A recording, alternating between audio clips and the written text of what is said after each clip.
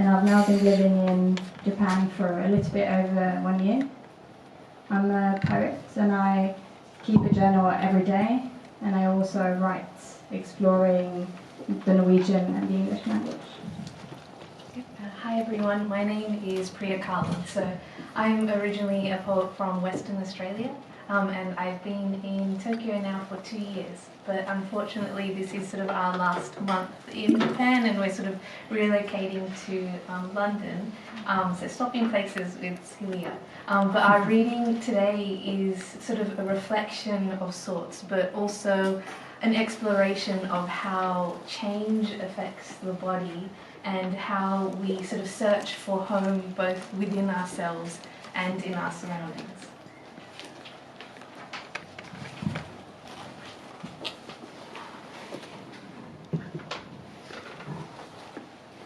I wake up from the bright morning light.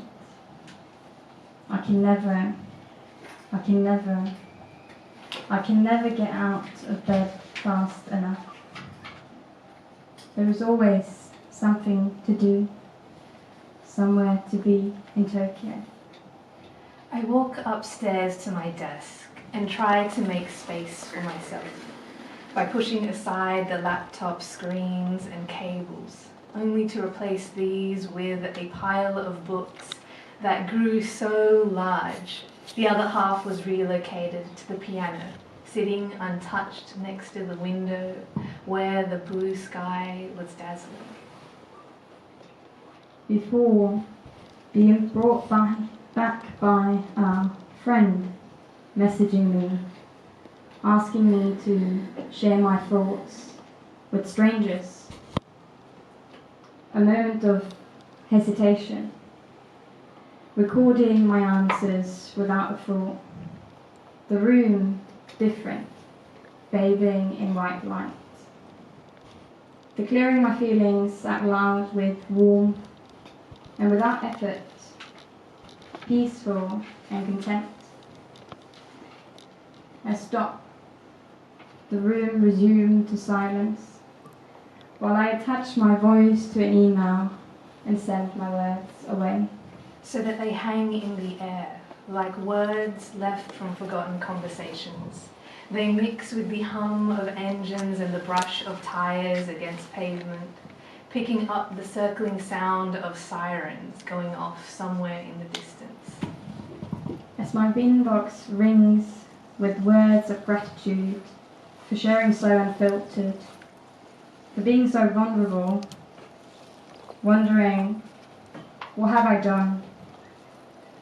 I listen to intelligent words of others, trying not to feel too embarrassed. I can never listen to myself. So I try to run from myself, putting on my running shoes, opening the door to the break of day, running after the sun, never catching it. Instead, I pause near the traffic lights, where buildings crowd each corner. Apartment blocks covered in white tiles with black grout in between. Office buildings made of mirrored glass, gleaming next to faded brown stones and towers of grey. Their contents spilling out onto sidewalks, breathing underneath feet going nowhere fast. So I turn and I run into the trees, run past people moving slowly, continuous, unison, facing every direction. No telling who is the leader. The trees around me are changing, running and rising higher and higher to reach the tops of buildings and beyond, or until the bell signals our arrival, where elevator etiquette dictates I wait, before rushing out of closed doors, heads bent and eyes averted, to arrive on time, yet always late, for somewhere just out of reach, beyond the horizon and out of gaze. As I rush from corner to corner, as fast as possible, struggling to do and to do and to do and to do and to do and to do, walking differently, talking less, not sensing the world around me, yet still searching the afternoon sky endlessly. Until one day, in the middle of summer, the air warm and heavy from the morning's rain, clouds broken and scattered across the sky. One such cloud, dense, pillowy and powder white, lazily covered the sun, so that allowing columns of light in perfect gold bands to escape from behind, outlining its shape in liquid white as if this was the inspiration for heaven.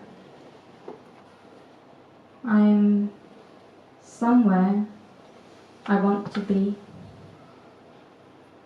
but I don't want to be here, there, somewhere. How am I different to what I was before? When did it all change? I don't remember who I was. How did I get here? Where do I go next? I know I need to stop, but it feels like jumping off a train. And into the cold dark, where the air rushes up against you like a lover in heat, and you finally know what it means to be held by the night as it moves past at the edge of space, while you stay so still, knuckles holding on, resembling half moons opening up to catch the light of tomorrow.